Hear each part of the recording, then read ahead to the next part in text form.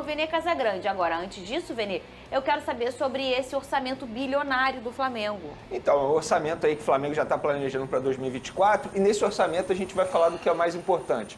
Quanto que o Flamengo terá para gastar em direitos econômicos, na compra de jogadores e quanto o Flamengo terá que vender, ou seja, arrecadar com venda de jogadores. Flamengo já definiu o orçamento bilionário, né, para 2024. Então o Flamengo já estipulou o orçamento bilionário para 2024 sobre contratações, venda dos jogadores e a média de questão salarial, né, por mês, a folha salarial por mês nesse Flamengo visando 2024. Contratações como De La Cruz e Léo Ortiz do Bragantino estão bastante avançadas e o Flamengo sim deve dar logo um ponto final nessa história até no início do ano, né, ou até antes dos jogadores se reapresentar, né. E ainda a notícia aqui com o Vene Casagrande sobre uma situação sobre Gabigol, né. Por que a renovação do Gabigol travou e essa renovação do Gabigol com o Flamengo já vinha de tempos, né? Já vinha de tempos, que um detalhe que nem o Vene Casagrande sabia e o empresário do Gabigol acabou revelando esses dias, né? Então vamos embora com mais um vídeo aí. Vai deixando o seu like e vamos embora com mais um vídeo nação. Tamo junto aí. Vene Casagrande. Agora, antes disso, Vene, eu quero saber sobre esse orçamento bilionário do Flamengo. Então, é um orçamento aí que o Flamengo já está planejando para 2024 e nesse orçamento a gente vai falar do que é o mais importante. Quanto que o Flamengo terá para gastar em direitos econômicos, na compra de jogadores e quanto o Flamengo terá que vender, ou seja, arrecadar com venda de jogadores. Para comprar jogadores, o Flamengo vai ter cerca aí de 30 milhões de euros. 30 milhões de euros, hoje em dia, dá 160 milhões de reais. É uma boa grana para você ir ao mercado e fazer contratação. E o Flamengo já tem 2 nomes mapeados, praticamente bem encaminhados, para poder contratar pensando em 2024.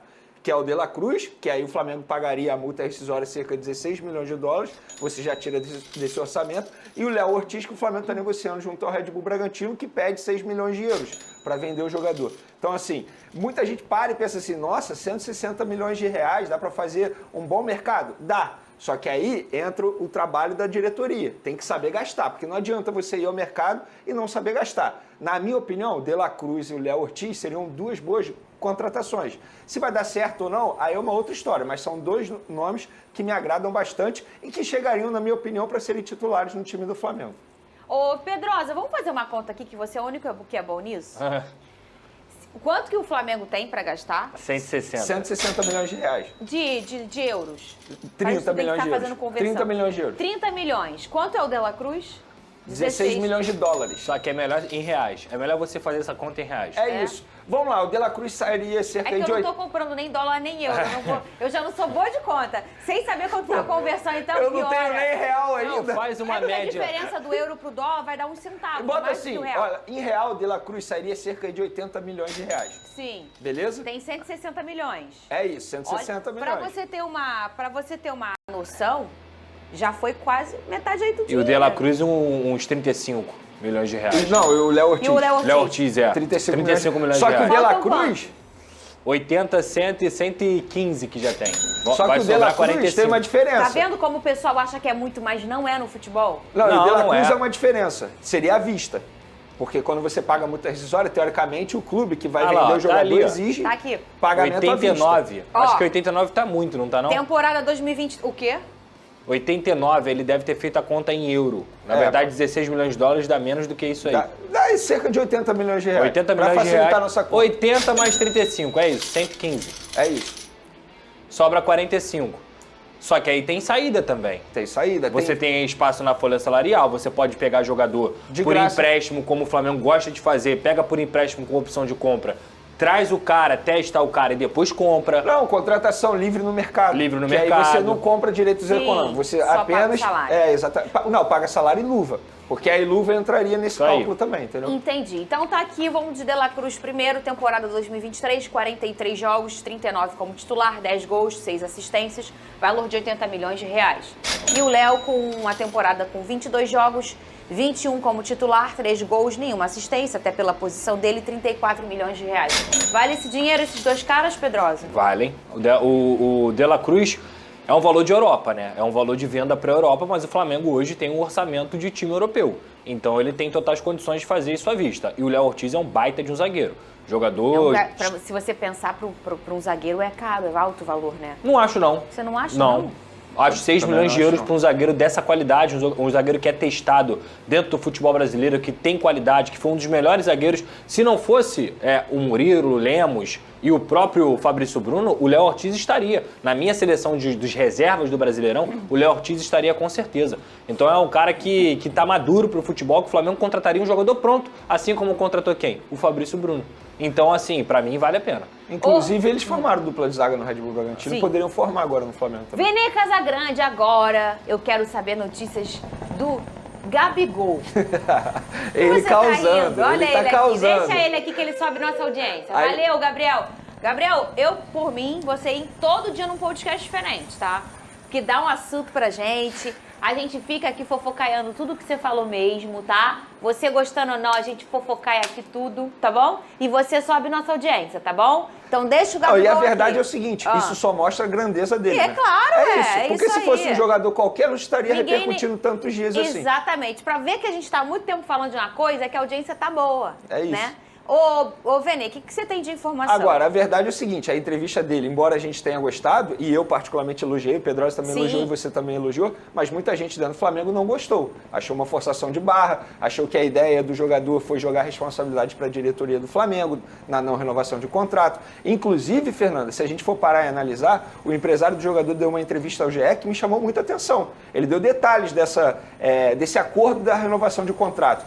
O acordo foi feito em outubro, mais de um ano de renovação, mais de um ano tratando da renovação, começou em setembro de 2022, em outubro de 2023 chegaram no acordo, apertaram a mão, a diretoria do Flamengo ligou para o Gabigol, ligou para a família do Gabigol para parabenizar pela renovação de contrato e depois disso não assinou. Eu não vou entrar no mérito se é certo ou errado a renovação de contrato agora, porque você já sabe a minha opinião. Eu não sou a favor da renovação. Agora, eu quero entrar no mérito do seguinte, a forma como a diretoria do Flamengo trata algumas negociações. Isso está se tornando rotina no Flamengo. Foi assim com o Gabigol, foi assim com o Bruno Henrique. O Bruno Henrique assinou o documento, ficou um tempão esperando o presidente do Flamengo voltar com o documento assinado. Foi assim com o Rodinei, que hoje nem está mais no Flamengo. Foi assim com o Andrés Pereira, quando eles viajaram para a Inglaterra e fecharam a compra e depois não assinaram o documento. O meu ponto é o seguinte... Não dá para se tornar normal. Isso perde a credibilidade. E não me venham com essa que falar assim, a culpa é do departamento financeiro, que foi contra agora. Gente, fazendo uma analogia esdrúxula e rápida aqui, é igual você vai a um restaurante e quando erra o seu prato. Você não quer saber de quem é a culpa é do restaurante. O Flamengo, internamente, tem que se organizar. Porque não adianta você sentar com todo mundo um ano tratando da renovação e depois você não assina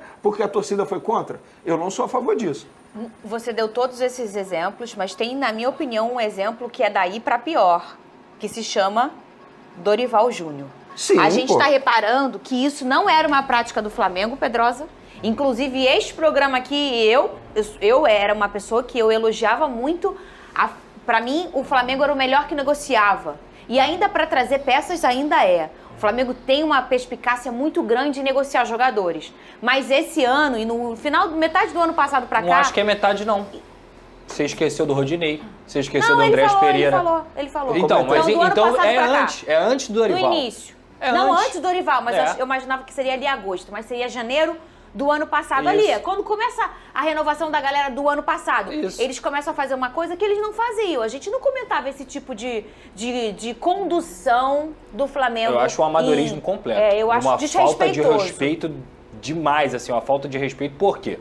Você está tratando ali da vida do atleta. O atleta ele tem que saber o que ele vai fazer da vida dele dos próximos anos. Então, quando você senta, igual a gente aqui, a gente trabalha no SBT, sentamos para negociar com o Big Boss. Big Boss, acertamos, a gente vai ficar aí mais 3 anos fazendo SBT Esporte Rio.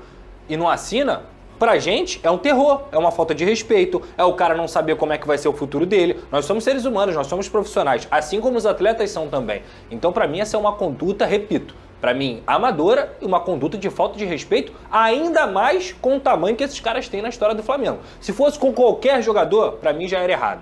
Do tamanho desses caras, é pior ainda. Ô, Vini, por que do nada isso começou a acontecer?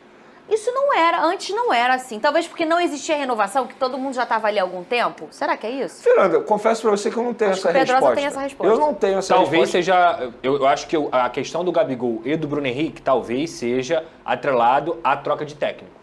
Porque quando chega o Tite, ele vai fazer uma reavaliação dos jogadores que ele quer para 2024. Então não aperta a mão de ninguém, né? Não, É conhecendo a diretoria do Flamengo, eu vou além da troca de comandante. Pra mim, repercussão negativa. Ah, você acha E que o ano eleitoral, né, velho? Ano eleitoral. Pra mim, eles levam muito em consideração repercussão de torcida. Com o Rodinei, isso foi assim. Com o Dorival, não foi assim. A verdade é essa. Porque a torcida não estava contra a permanência do Dorival. Até que, beleza, depois que o Dorival saiu, a torcida até comprou o barulho da diretoria. Mas com o Andrés Pereira foi assim, que a torcida foi contra. O Andrés foi cruel, né? Foi cruel. Eles viajaram. Pô, eles viajaram, bateram na porta lá do time inglês. Foi o primeiro, não foi? O que eu me lembro, Foi sim. no Foi o Manchester. primeiro. Foi no Manchester, bateram na Foi o porta. primeiro. O Andrés foi o primeiro. Então, assim, eu acho que eles levam muito em consideração repercussão de rede social, de torcida. Eu acho isso. É uma opinião minha, não é uma informação que eu recebi. Mas eu parando e analisando todo esse cenário, eu acho que é por conta da repercussão E tem muita negativa. lógica, E com o Felipe. Gabigol foi assim. Claro, além disso, internamente também, porque eu venho falando aqui que existe um embate. O departamento financeiro e outros departamentos são contra algumas renovações, inclusive a renovação do Everton Ribeiro não aconteceu muito por conta disso, porque tem outros departamentos que são contra, o departamento de futebol defende. É por isso que eu falo que internamente tem que ter uma organização melhor antes de você sentar e negociar com as pessoas.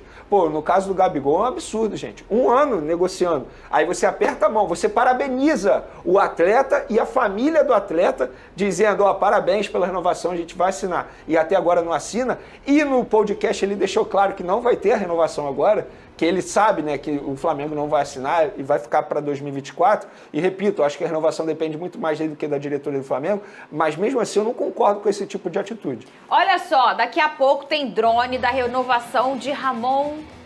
Então, é isso aí, nação. Mais um vídeo aí, né? Esse 2024 do Flamengo acho que promete muito, né?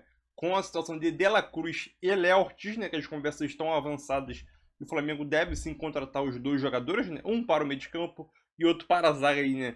E eu corro o risco a dizer que o Léo Ortiz, com o tempo, pode sim ganhar essa titularidade do Flamengo no lugar do Fabrício Bruno, né? Se o Fabrício Bruno começar a bobear, o Léo Ortiz chegando consegue essa vaga aí, né? E como o próprio Vene disse, né, o Flamengo já definiu o orçamento bilionário para 2024, né?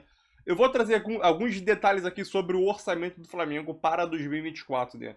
O orçamento do Flamengo previsto, né, para 2024 é que o Flamengo arrecada 1 bilhão 150 milhões de reais, né? Esse é o orçamento que o Flamengo pretende arrecadar no ano de 2024. 1 bilhão 150 milhões de reais. Segundo ponto, a previsão de contratações, né? O orçamento para contratações está na casa de 160 milhões, como o próprio Vene, o Pedrosa aí falou no vídeo, né? Então o orçamento do Flamengo para contratações é 160 milhões. E ainda tem a situação de o orçamento, né, para a venda de jogadores, né? Então o orçamento para a venda de jogadores que o Flamengo consiga acumular aí, né, totalizando vendas 106 milhões de reais, né? Esse é o orçamento previsto em relação a vendas para 2024, né? E ainda tem a situação... E uma coisa, né, que geralmente a gente pouco fala sobre a folha salarial do Flamengo, né? A folha salarial do Flamengo, em média, fica entre 25 a 30 milhões por mês, né? Então essa é a folha salarial do Flamengo, que é uma folha maior da América do Sul, né? Podemos dizer da América? Podemos dizer, obviamente que eu não sei os times lá da América do Norte, né? Estados Unidos, Canadá, não sei o orçamento de lá, mas acho que da América do Sul e da América Central, acho que o Flamengo, assim, é a maior folha salarial da América Central e do Sul, né? Sobre Gabigol, né? Essa situação do Gabigol, eu sabia que internamente, né, algumas falas do Gabigol ia pegar mal o do Flamengo e não foi diferente do que eu pensei, né? Agora vamos ver como que vai desenrolar essa situação aí para Gabigol, né? Renovação, como o próprio Vene falou e o empresário do Gabigol deu uma entrevista ao Globo Esporte, se não me engano, né, falando sobre a questão de renovação, uma coisa que nem o Vene talvez sabia, e ele já vem tratando de renovação com o Flamengo desde outubro de 2022, né? Então a renovação do Gabigol vem andando, indo, vai para, desde outubro de 2022, né? De lá pra cá, vem, né? Quando chegou, apertaram a mão, falaram, né? Fizeram um acordo verbal, tudo certinho. O próprio Flamengo parabenizou a família do Gabigol. Para no final, travar a negociação. É uma situação chata, entendeu? Obviamente para o jogador, uma situação chata, que o jogador quer definir logo o seu futuro, né? Visando logo o futuro. Mas eu acho que para esse ano de 2023, né? O que o Gabigol veio, o que o Gabigol apresentou, apesar da lesão que ele teve, né? Que ele falou que teve, jogou o ano todo machucado. Eu acho que sim, a melhor coisa o Flamengo foi ter parado e repensar se vale a pena ou não renovar, né? Para 2024. Ou esperar até meio do ano se vale a pena renovar ou não, né? Não sabemos como o Gabigol vai desempenhar um bom papel dentro de campo, né? Mas é aquilo. Pensou, o Flamengo renova por 4 ou 5 anos. Aí em 2024 inteiro o Gabigol não joga bem, não consegue renovar, vira banco. O jogador vai ficar insatisfeito, vai querer sair, ele não vai poder sair porque vai ter uma multa altíssima. Então é aquilo. Pode sim, o Gabigol sim, dependendo das suas atuações em 2024, sim, pode se tornar um problema gigantesco para o Flamengo, né? E vai depender muito do Gabigol se ele vai ser reserva ou não, né? Sabemos que a preferência do Tite é o Pedro, aquele cara lá centroavante, que consegue fazer pivô, segurar o jogo na frente, né? Não é o estilo do Gabigol. Então é aquilo. Vai depender muito do Gabigol. Se o Gabigol vai lutar para tentar a sua vaga de titular novamente, ou o Pedro vai continuar nessa arrancada aí de titular, né? Mas deixa tua opinião e o seu like também sobre orçamento e as contratações do Flamengo, né? Mas é isso aí, tamo junto.